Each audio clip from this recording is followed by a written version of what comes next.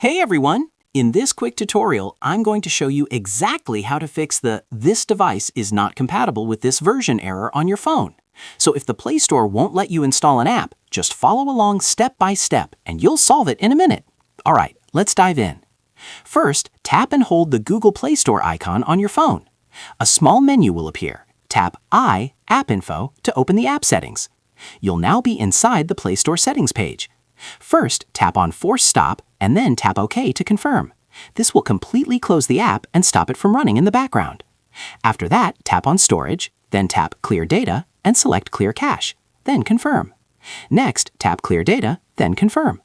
This will reset the Play Store app completely, including files, settings, database, and other stored data that often cause the compatibility problem.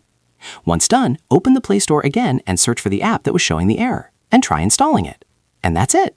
That's the simplest way to fix the device not compatible with this version error in just a few easy steps.